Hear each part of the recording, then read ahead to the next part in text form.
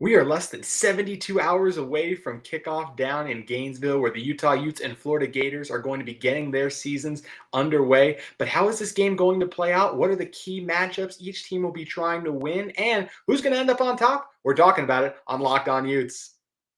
You are Locked On Utes, your daily podcast on the Utah Utes. Part of the Locked On Podcast Network.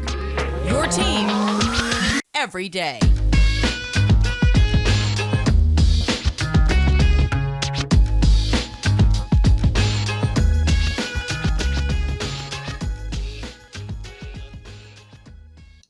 Joining me now for this Locked On crossover action, Florida Gators, Locked On Gators. I'm Brandon Olson. We've got JT Wistrcill from Locked On Utes, and we're here to preview this game that's happening on Saturday, 2 days away now at this point. And I don't know about you, JT, but I am excited for this game. I mean, we've just been talking about every littlest thing we can get at in terms of coverage, and now we finally get a game. It's finally here. I know personally, just ever since the Rose Bowl ended, we were talking about the countdown to Gainesville, and it is finally here, just a couple of days away. I cannot wait to see how it's all going to play out. Yeah, I'm excited, and I know that every time I post a video that's like Florida Gators versus Utah Utes, I get Utah fans talking wild trash to me in the comments, and they're like, yeah, we're going to be in Gainesville, we're going to do this, and I'm just saying, a lot of Utah fans are like, I'll tell you what, Utah Stadium is just as loud as a swamp, and no, it ain't, big dog. I don't care. I don't care. I give full respect to Utah. They're probably the best stadium in the Pac-12 in terms of atmosphere. It ain't Gainesville. I'll let you know that. I'm sorry. That's just what it is. No, it's not. And it's just one of those things. You're going to get out there and those fans are going to see it. And Utah has an outstanding home crowd advantage. It is great as well. But I mean, we've been talking about a lot, right? This is the difference between Pac-12 and SEC. And a lot of that has to do with hype as well. And just when you get in there with the fans and you see how many people is that, and Utah's traveling well to the game. I mean, it's still going to be Florida Stadium, obviously. So it's going to be really loud and quite the atmosphere. But I mean, this Utah team has played in hostile environments before. So I think they'll be ready for it. But you're right. It's a very nice home advantage for Florida because this crowd is excited and ready, especially since they are kicking off the Billy Napier era. Yeah, we saw last season, and I know that obviously you can't just go, oh, based on the 2021 season, this is what we're going to see. But what we did see last season is Utah struggled a bit with quarterbacks that were mobile threats, whether it was Jaren Hall or Jaden Daniels, because obviously Jaren Hall picked up those yards on options for the most part or designed quarterback runs, and Jaden Daniels picked up a lot of those yards running the ball as scrambling. So is kind of defending the mobile quarterback a concern this year for this Utah Utes defense? I think in a lot of cases, I think this team will be able to handle that a little bit better than last year. But I'll say this in terms of Anthony Richardson, I mean, this is a guy that Kyle Whittingham already talked about. These are direct quotes from Coach Whittingham. Told him he's outstanding, has a ton of ability. Just talked about how big he is. I mean, 6'4", around that 235, 240 range, has 4.3 speed. You got a dual threat quarterback with a live arm who can make every throw. And is just, like I said, just in general, a phenomenal player at the position. So I think when you got a guy who can do all those things, you have to respect his ability to make every throw. So you're going to have guys playing back. So when you do so many things right, you got to be able to get a guy down and finish the play and get those sacks. And that was something at times Utah did struggle with last season. I felt like it got better as the year went on, especially. But it's definitely a concern with a guy like Richardson, who is going to be able to shake off those arm tackles. Guys are really going to have to win their one-on-ones along the defensive line and get two hands on him in order to get him down because he is a big guy. He's going to be able to shake those guys off. And you got young linebackers in there as well. I don't know who's going to be the spy that Utah is going to use. Maybe it's an athlete in Diabate. Maybe it's a freshman in Lander Barton. Either way, you get a guy in Diabate who we're excited for, but did have his struggles a season ago. So we'll see if he's able to take down Richardson. And then Barton as well is the guy that'll be his first ever responsibility if he gets that job, is spying a guy like Anthony Richardson. And they may ask Karene Reed to do it as well, but I think he's Utah's best coverage linebacker. So I expect him to be dropping back more than spying personally, but it's definitely going to be a challenge. And I think there's going to be at least a couple times during the game where it's 3rd and 5 and Utah has it covered on the back end and Richardson slips out of a tackle and gets first down. Yeah, I mean, that's obviously the thing we talk about with Anthony Richardson. I mean, obviously, Coach Whittingham is a very smart man. He's been doing this for a very long time. We're looking at one of the most physically gifted humans on the planet, and obviously running the ball is kind of his biggest threat right now. Yes, he's got a bazooka for an arm, but we've seen struggles with that one. But one thing that we also saw him struggle with a little bit last season, specifically when you look at that Georgia game, which is incredibly hard to fault anybody against that Georgia defense that was, I've been saying, I think the most dominant college defense I've ever seen. They just came in and wrecked everybody week in and week out. We saw Anthony Richardson struggle against them again, obviously. And against LSU, he struggled when the pass rush got in. Utah, they lost Tafuna. They lost Devin Lloyd, who, one of the best linebackers, arguably the best linebacker in this past draft class. What can the Florida Gators and Florida Gators fans expect Utah to do to try to kind of replicate or replace that now lost pass rush? I actually do think Utah's duo this season is going to be even better than the previous one, just because Lloyd still played off the ball a lot. And when he was asked to rush, he did a phenomenal job, of course. And Tafua was an outstanding player for Utah for years. But when you're talking about Van Fillinger and Junior Tafuna, so Junior Tafuna was the Pac-12 defensive freshman of the year a season ago, 4.5 sacks, and just that ability to collapse the pocket and create that interior pressure is something that was so huge for this team. And just as he got going later in the year and commanded those double teams, it freed up some of those guys. He has another offseason under his belt, got even bigger, stronger, faster as well, worked on his technique. I think he's going to be a guy Florida's going to have to devote to almost every time when they drop back. And you also get a guy in Van Fillinger, who is just, when you're talking about what's the ideal body of an edge guy, it's Van Fillinger. He's got the length, he's got the bend, the athleticism. I think he's a guy who's going to be a really effective force coming across the edge as well. Got a veteran in Gabe Reed who comes over from Stanford with some pass rush experience as well, and a couple other guys just along the defensive line. It's a solid, good group coming in for the Utes, but I really think that duo is going to be a lot of fun to see how they're able to get after and affect Richardson. And I do think a couple times they'll be popping up in the backfield. Yeah, I think that's something where, especially when you look at this Florida offense, it's like, okay, this offensive line is relatively new as a unit. A few of these guys played together last year, but when the offensive line, and especially in pass protection, it's almost always how they perform as a unit, not just individually. So you can go, oh, this guy was great last year. But when you're working together and you're trying to figure some things out, it can get lost a little bit. So we'll see that in that first game under Billy Napier, Rob Sale, Darnell Stapleton, and all these offensive-minded coaches. We'll see how that offensive line matches up against Utah's defense. And Brandon, going off that, one thing that Coach Whittingham talked about with this Utah roster is the skill position players. You know, you got really big receivers, right? Guys like Justin Shorter, 6'4", over 220 pounds, Xavier Henderson, 6'3", 195, and even guys like the running backs like Montrell Johnson, 838 yards last year with Louisiana, and guys like Wright as well in the backfield. How do you feel like the skill position players, specifically the running backs and the wide receivers, are coming along for this Florida team? I think they're developing pretty nicely, especially when you look at, Kerry Colbert came in from USC, so a lot of Utah fans might recognize that name. He's the wide receivers coach there, and he's helped develop these guys, as well as just increasing the nuances to their game. Xavier Henderson was someone who came in as a highly, highly touted recruit, has not come close to living up to the expectations that were thrust upon him. But he's a straight line speed guy, but he's also 6'3", and now reportedly he's running much crisper routes than before. And Justin Shorter is working in the slot more often this year, I think. I will say that Billy Napier, throughout his Louisiana tenure, showed he had a tendency where he wanted to put these big receivers in the slot. I think Justin Shorter is that guy, especially just given his chemistry with Anthony Richardson to this point. We see him work the slot a little bit. I think Ricky Pearsall is a name where if he's really fully healthy, I know he's working in contact, but he did get a bone bruise on his foot a few weeks ago. So we'll see how he's moving, if he's limited at all. When you look at the running back room, I think that you've got two running backs who are pretty well-rounded. And I don't just mean solid power and solid speed. I mean, Naquan Wright and Montrell Johnson are shifty enough to create yards. They're powerful enough to run through arm tackles. I forgot the exact number, but Naquan Wright had more than half of his yards last season were after contact. That's just what he did. I think it was something like 65 to 70% of his yards were after contact last season. And he's not a big dude. It's literally just fighting through and making men miss.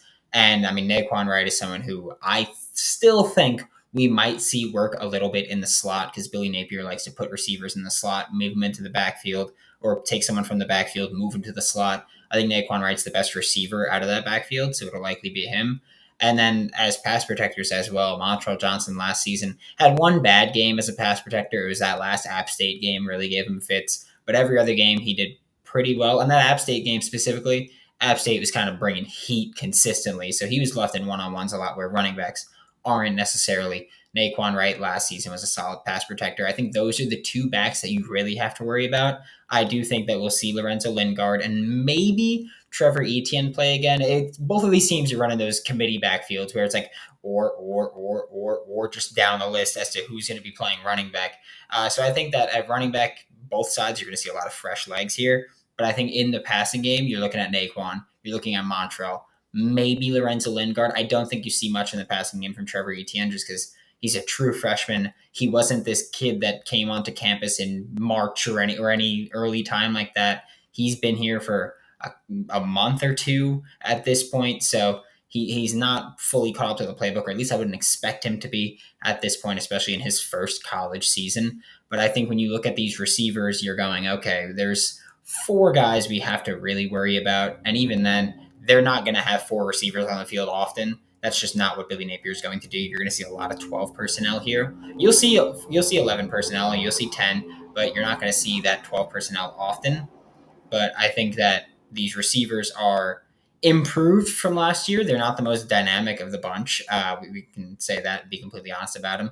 And these running backs are dual threats, we'll say, but they're jack of all trades, master of none. Yeah, it's going to be interesting to see how the running backs play in this, and especially looking at the Utah secondary. This is a secondary that those guys feel like they're the best in the Pac-12. They have quite the test in those Florida receivers. Something I wanted to ask before we get to our first break, because I feel like this is something that everybody has talked about, and everybody's a scientist and a meteorologist about this. What are your thoughts on the humidity, the difference from obviously Salt Lake City, which is like 20% is a solid day there, and just literally this swamp that is Gainesville? Well, I think it helps that it's a 7 o'clock kickoff, so the sun won't be beating down on you as, say, if it was like a 1 o'clock or noon game in Gainesville time. But it's definitely going to be a factor. And I think these guys have been working hard to try and to simulate it and get for it. And I think they're ready for it. I think there will be a couple of guys who we probably see go down due to cramps just because it is such a difficult part of the elements. But honestly, I do feel like this Utah team, you have a ton of guys who came over, like were recruited in Florida as well. So, and they, like I mentioned, trying to practice and train in this. It's going to be a factor, but I feel like this Utah team has done a good job is simulating it as they can. And because they have so many guys and recruits who have come from Florida as well, and just the guys who come from California, Texas, a lot of guys who are from hot environments, I think they'll be ready for this game, and they've been working really hard to condition themselves. They understand the challenge, and that's why I feel like they're ready to meet it. Yeah, that's one of the things that we've discussed also, where Salt Lake City is such a higher elevation than Florida. It's such a higher city.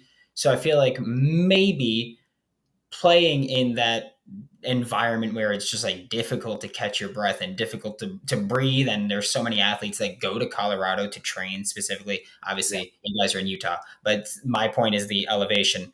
But going to Colorado and going to Utah in these high elevation places, because it helps you develop that cardio, where I'm like, maybe that'll not help them, but it might kind of close the gap a little bit, where you're playing in a place where it's easier to breathe, easier to catch your breath, and easier to recover. We're about to talk about this Utah offense against this Florida Gators defense. But first, a quick word from BetOnline, because, I mean, I don't know if you're listening to this, odds are you're a Florida Gators or a Utah Utes fan, and you probably have an opinion about who's going to win this game. It's probably whichever team you support. But right now on BetOnline, the Utah Utes are 3-point favorites. They opened as 1.5-point underdogs. I don't know why, but they opened as 1.5-point underdogs. They're now 3-point favorites, and minus 145 to win the game. The Gators are plus 125 underdogs. So, I mean, you want to bet $100 on the Gators, you win another 125. I'm just saying, BetOnline's your number one source for all of your betting needs and sports information. Head to the website today or use your mobile device to learn all about the trends and action. Check out BetOnline. It's where the game starts. Now, Brandon Olson here, Locked On Gators, JT Wistrcill, Locked On Utes. JT, what is your biggest thought right now when you're thinking how Utah's offense is going to game plan for this Florida Gators defense?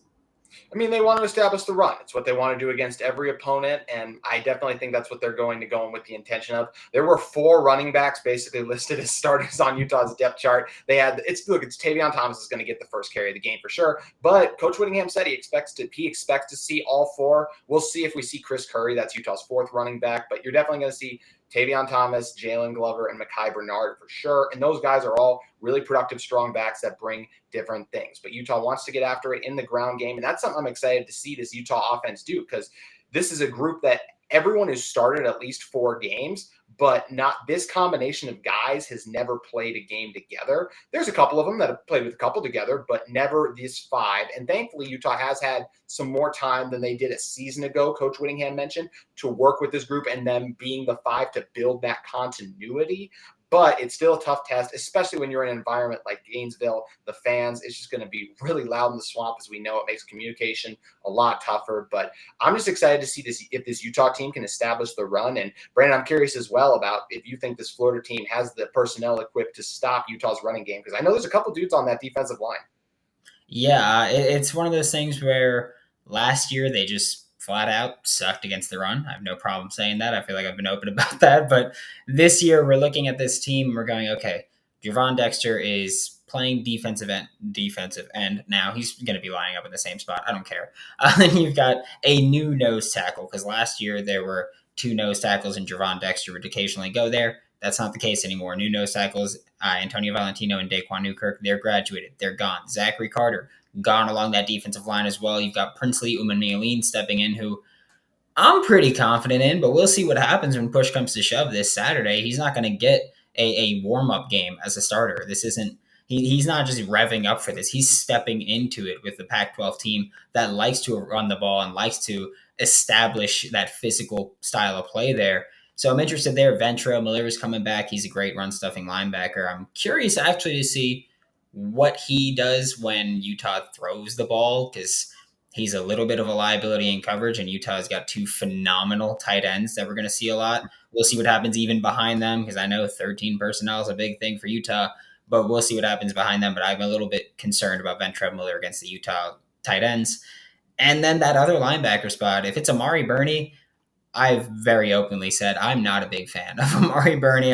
But then again, I think that other linebacker, even if it's not Amari Burney, is going to be someone like DeJuan Black, who is safety size playing linebacker. So it's interesting to see just this personnel where I feel like the front 4 I'm pretty confident in, especially Brenton Cox Jr. on the edge as well. But I feel like a lot of it against Utah is going to be these defensive linemen trying to get into the backfield, but might be stuck just eating blocks at a certain point, and then linebackers having to come finish it up. And I'm curious to see how they do that. Yeah, and Tavion's a guy who broke a lot of tackles last season, so it is going to be fun to see if those linebackers are ready for that challenge. And I think another thing that's really intriguing about this matchup, Brandon, is you and I have talked before about this game, of course, is you're high on Florida secondary, and this Utah offense wants to be more explosive this season. And I expect to see that in the very first week. I think we're going to see deep shots to Devon Bailey, guys like Jalen Dixon, Money Parks, Solomon Enos as well might get in on some of the action. And I don't think we're going to see 40-yard passes to Brant Keithy and Dalton Kincaid, of course, but those are guys capable of breaking tackles and taking a passer another 30 yards. So it's going to be really interesting to see. And how do you feel like this Gators secondary matches up against not a proven group of receivers for Utah, but one that a lot of people, especially in Utah, really think is primed for the best season we've seen from a wide receiver core here in a long time? I will tell you, I'm pretty confident in this group. You said it yourself. You're like, last time we spoke, you were confident in the secondary. I'm confident against this Florida Gators secondary against the huge majority of Power 5 football teams. Just Jason Marshall Jr. is one of the best young cornerbacks that we've seen in all of college football. And he's getting that recognition and that hype. There's a lot of national media that's recognizing him as someone who last year balled out. There's a corner that we have called Avery Helm, who is not getting that love, but last season, 0 touchdowns allowed. He was great in coverage consistently. I'm not concerned about them. I have full faith in them. We'll see what they do as full-time, every down starters again, because last season, Kyrie Elam was starting at one side. Jason Marshall and Avery Helm would kind of just rotate in at that opposite corner spot. So we'll see what happens in a full season here. But I do think that they'll be pretty good at limiting the explosive play, just partially due to how good I think they are and how bad some of the players last year that were getting run were. I think that some of them just had no business being on the football field, especially with who is on that depth chart for the Florida Gators in the secondary. And I'm also curious to see what they do with Trey Dean, the Florida Gators safety, who I know he's been working a bit at that star nickel spot during practice. And we'll see what happens if he's the one that takes on Brant Keith or Dalton Kincaid, or we'll see what happens there. Because I do think Trey Dean, with his size and athletic traits, with refinement, could become a complete tight end eraser. You're looking at a Utah team that uses tight ends more than anybody else in college football, really. That's just not a valuable position anymore. It's Iowa and Utah and Wisconsin that use tight ends consistently. And that's kind of it. But I'm curious to see if Trey Dean can be that eraser that he's got the ceiling to be. Because I do think that for a Florida Gators defense that wants to play man coverage, Trey Dean will be the one matched up against, I think, Brant Keith. I think he's the more athletic tight end there. So I think that you'll see a safety put on him. Yeah, and what's fun about that is you mentioned Brant's abilities. Brant's a guy who spent a lot of the offseason. He's been Utah's leading receiver, leading yardage guy the past few years. He spent a lot of time training with the receivers as well, refining his footwork, coming in and out of his break. So it's going to be fun. And you mentioned you think that guy can be an eraser. What a first test of the season going against guys like Brant Keithy and Dalton Kincaid, because Dalton Kincaid, as well as the guy, I think Brant Keithy is the better college tight end. But when you talk about the next level, Dalton Kincaid has what you want. He has that true jump ball ability. And that's something I think we're going to see when Utah gets in the end zone. I wouldn't be surprised if on first or second down, even if their first drive they get into the red zone, if it's just a jump ball up to Dalton Kincaid, because he has that basketball background and ability just to go up and get those balls. It's not really 50-50 with him. It's more like 60-40 depending on the guy he's going against. So it is going to be fun to see how the Gators kind of try to attack and contain those guys. Yeah, I mean, that's always interesting. I know on Monday's episode, I did how Florida can kind of game plan defensively. And when talking about those two players, specifically Keith and Kincaid, I was like, look, I think with Brant, you got to throw Trey Dean on him. Because again, Trey Dean's the guy that could be the tight end eraser. I think Kincaid, you try to put a linebacker on him, because I don't think that we have another safety in Gainesville that has the size, speed, and coverage ability that could really match up with him. So I think you just put a linebacker like DeJuan Black, who played safety, played edge rusher. He's done a lot. Try to just press him at the line of scrimmage, try to throw him off, and try to just hope that the pass rush gets there in time. Because Kincaid is the tight end that I'm more worried about, again, because I think Keith will be the one covered by Trey Dean, and I'm a bit confident in Trey Dean. I think I'm higher on him than most Gators fans are even. But I think that Kincaid's the one that does give me a little bit of a concern there in the passing game.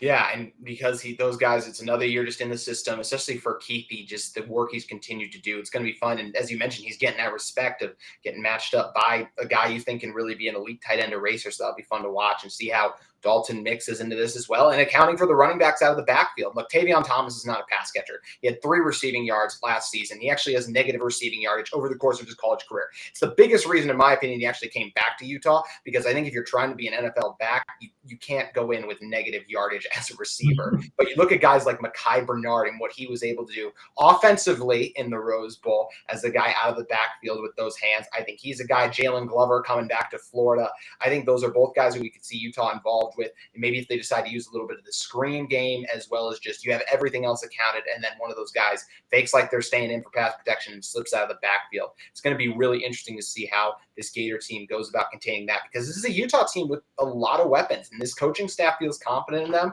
Offensive coordinator Andy Ludwig is going to be designing more plays specifically to go to these guys this year. We already talked about the receiver matchup. I think there's going to be plays specifically called for Devon Vele. Just, hey, go deep. And look, you have a couple checkdowns, but like, this is the plays. We're trying to get the ball to Devon down the field. And I think we're going to see that a couple times. So it'll be interesting to see who comes away with that matchup against a really improved Florida secondary from the sounds of it. Yeah, I mean, it's a team where it's a matchup where both teams kind of like, they seem like they want to do the same thing offensively for the most part. And then they seem like defensively, they're kind of going to try to defend the same thing. I feel like it's not even like scout over, scout D. It's literally just, hey, man, we're just going to run our playbook and we're just going to see what happens. And we'll see what happens personnel-wise.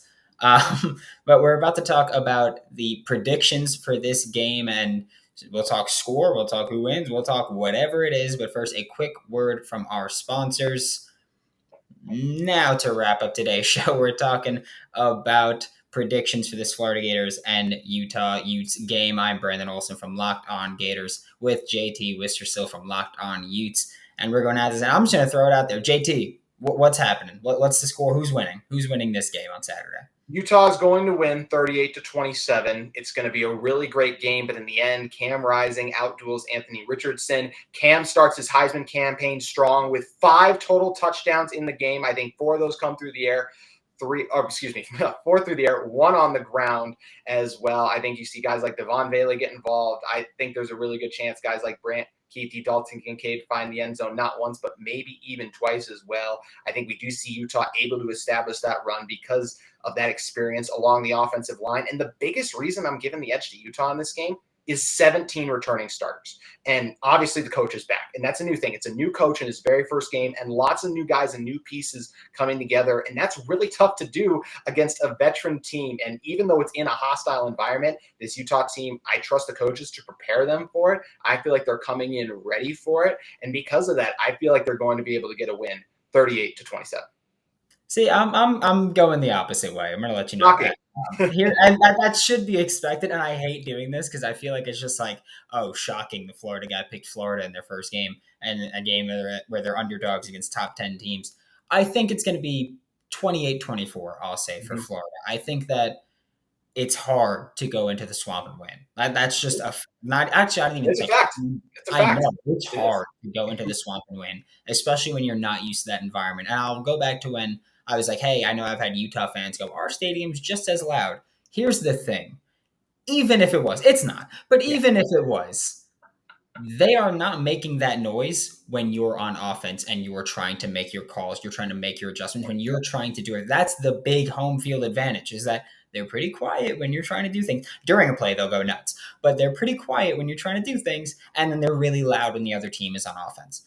You can play music in your indoor facility all you want. You can make as much noise as you want. It ain't going to replicate it. I do think Utah will just come out and just go silent count all the way through, because I do think that you got a swamp that fits 88,548 people. You can see them all right there, the number right there. You got that many people that are going to be at that game, and I don't care if let's be generous and say Utah is going to take up 10% of that stadium. I don't think they will, but let's say they take up 10% of that stadium.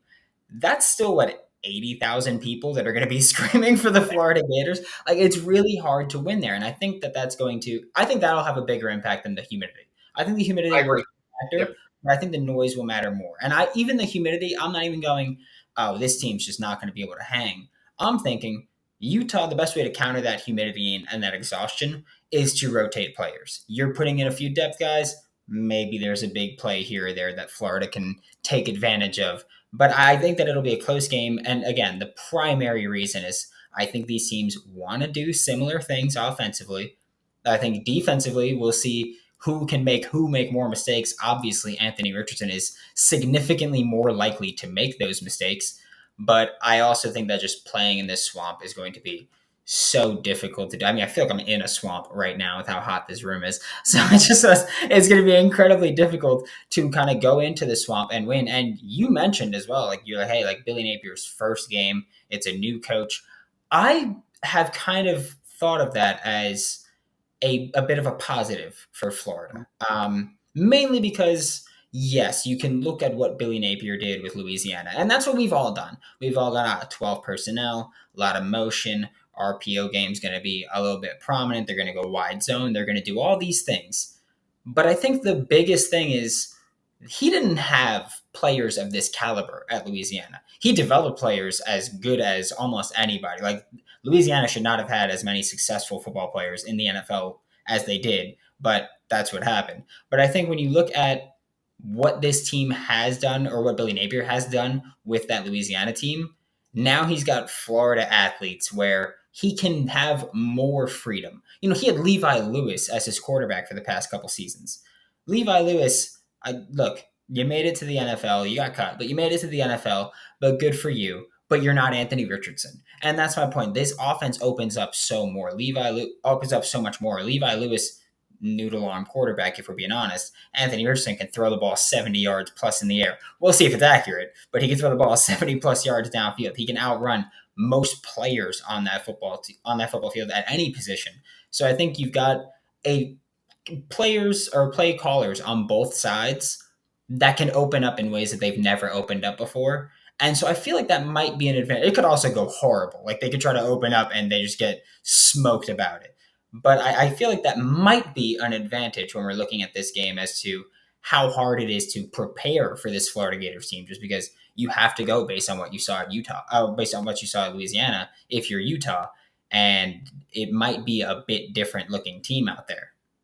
Yeah, and that was actually something Coach Whittingham was asked about yesterday is how do you prepare for a team like this? And he said it's 50% watching their personnel from the Florida team a year ago, as well as 50% of watching kind of the schemes they ran at Louisiana. But then you also got to acknowledge, and these are all things Coach Whittingham said, there's going to be new things as offense grows and adapts because it is new personnel. There's going to be new designs to maximize these guys' skill sets. So there is that unknown element that definitely can be an advantage as well. And I 100% agree with you. I think the biggest thing in this game is going to be the crowd noise in terms of like we're talking about the heat. It's the crowd noise for me because this is the most hostile environment Utah has played in a very long time. I'll just say that off the top of my head. It's going to be, I mean, look, we know about the Utah-BYU rivalry. This will be even more of a hostile environment because of the sheer number of people just in the swamp. So it's going to be a fun game. And I mean, Florida can absolutely get this win. I think there's a reason you're seeing a lot of people go with the Gators because of how hard it is to come down and play in a stadium like the swamp, the energy around the first game of Billy Napier's tenure. And there are a lot of really good players on that side and a lot of really good recruits too, who maybe the old coaching staff couldn't maximize as much, but the new regime very well could. Yeah, I think that's the biggest thing as well. Is like whenever we talk about this and we say Florida could win, it's always the humidity or the crowd noise. It's never Florida's a better football team. Like that's just not it. Because people, if you have a brain, then you know that that's just not the case. This Utah team is incredibly talented. They should win this game. Like that's why when I said during the BetOnline read, I was like, I don't know why Florida opened as favorites. I genuinely could not tell you why. But Utah should win this game. Like they're 3-point favorites.